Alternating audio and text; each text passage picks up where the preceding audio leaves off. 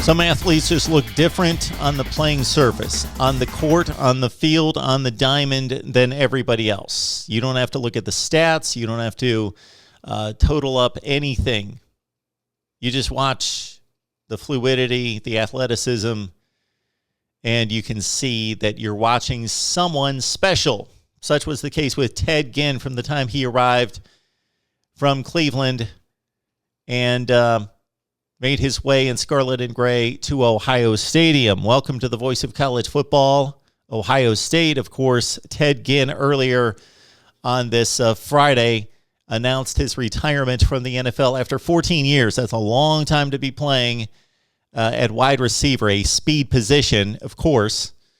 And to be playing that long, it speaks of one Joey Galloway back a couple decades earlier, who played for the Buckeyes from, 1991 to 94, then went to the NFL and seemed like even nearing the age of 40 was still one of the fastest players in the NFL. Ted Ginn, similar circumstances here. Played for the Buckeyes in 04, 05, and 06, then went to the NFL draft, top 10 player to the Miami Dolphins in the 07 draft. Played for the Dolphins, the Niners, the Panthers, back to the Niners, the Cardinals, the Saints, one last season with the Bears in 2020. 412 receptions, was never a number one receiver for an NFL team. Wasn't that guy that could be dependable in regards to route running, catch after catch after catch, 85, 90, 100 catch guy. Not that guy. The speed guy, the guy that would catch 2 and 3 passes a game that would make a difference. Over 14 yards per catch in the NFL with 33 touchdowns and 7 return touchdowns. That's a high number in the NFL. Not many have eclipsed 7 return punt and kickoff return touchdowns in the NFL. But of course, let's focus on Ted Ginn's work at Ohio State. My first memory of Ted Ginn was against Michigan State, and that 2004 season for Ohio State was not a stellar vintage Ohio State season, of course. They had issues at quarterback. Obviously, they finally found one in Troy Smith late in the season in a loss to Purdue 1 week before the Michigan game. But in 2004, of course, Ohio State lost 4 games. They lost 3 of those very early and were ousted from the Big Ten race rather early, coming off those stellar seasons in 2002 and 2003 under Jim Tressel. Okay, in 2004, though, Ted Ginn against Michigan State. I mostly remember that game and watching him play, hearing about him, then watching him play against Michigan State, and just the stride. Just he looks different than everybody else on the field. The classic stride. He looked like a sprinter on a football field.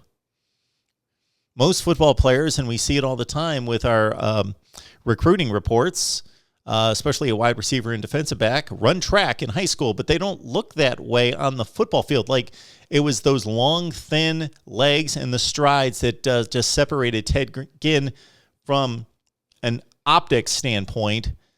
But to see him just easily run past defenders. He's one of the few guys I've ever seen in the sport at the college level, then at the NFL level, which is just mind-boggling, justify the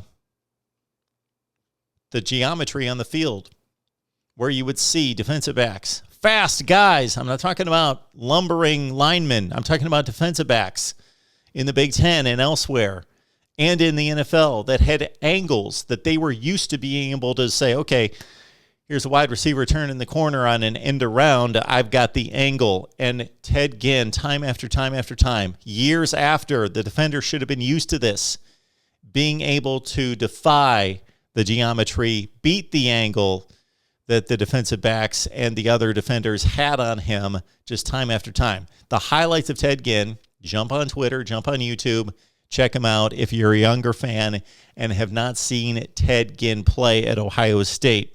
So I remember that Michigan State game. I remember the Michigan game later in the season when Ohio State, out of the Big Ten race at 7-4, a double-digit underdog in the shoe against Michigan, and between Troy Smith's just tremendous game, rushing and passing combination. Ted Ginn with a punt return touchdown in that game, and catching just between he and Santonio Holmes and Anthony Gonzalez, it was just phenomenal what we saw.